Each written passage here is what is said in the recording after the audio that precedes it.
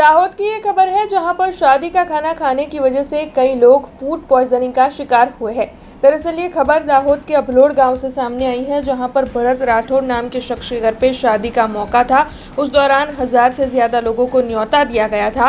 तब 11 बजे के आसपास 250 से ज़्यादा लोग फूड पॉइजनिंग के शिकार हुए, ऐसी जानकारी मिली।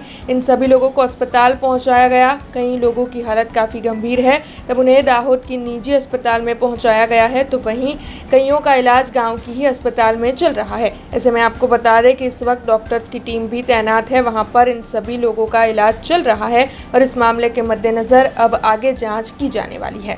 ઝાયડસ હોસ્પિટલ દાહોદથી ડૉક્ટર રાજીવ ડામોર બોલું છું, આરએમઓ. ગરબાડા નજીક અબલોડ ગામમાં નજીક ગામ તળાવ ફળિયામાં લગ્ન પ્રસંગ હોવાથી ત્યાં જે જમણવાર હતું તેમાં શાક પૂરી, પનીરનું શાક અને દાળ ભાત અને કેરીનો રસ જેવું ખવડાવવામાં આવેલું હતું.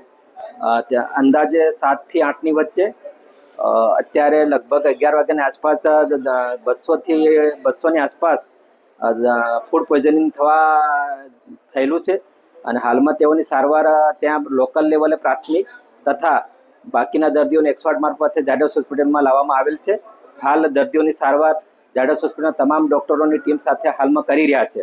આજ રોજ અમારા અબલોડ ગામતળ મુકામે એક ઘટના બની જે લગ્ન પ્રસંગના કાર્યક્રમમાં કોઈ કારણોસર ફૂડ પોઈઝનિંગ થયું છે અમારા ગામના તમામ લોકોને, જેમાંથી 200-250 જેવા લોકોની સારવાર અર્થે ઝાયડસ હોસ્પિટલ લાયા છે અને જેમાં ધારાસભ્ય સાહેબને અમે ફોન કર્યો, જે તાત્કાલિક ઘટના સ્થળે દોડી આવી અને અમને ખૂબ જ મદદરૂપ થયેલ છે. અને કેટલા લોકોનું જમણ હતું અને કેટલા લોકોનું પોઈઝનિંગ થયું? 1000 માણસનું હતું, એમાં અત્યાર સુધી 250 માણસનું અમે જાણેલ છે, બાકી બધા આમ ओके છે. हमसे जुड़े रहने के लिए हमारे YouTube चैनल को सब्सक्राइब करें और नई वीडियो की नोटिफिकेशन के लिए बेल आइकॉन को दबाएं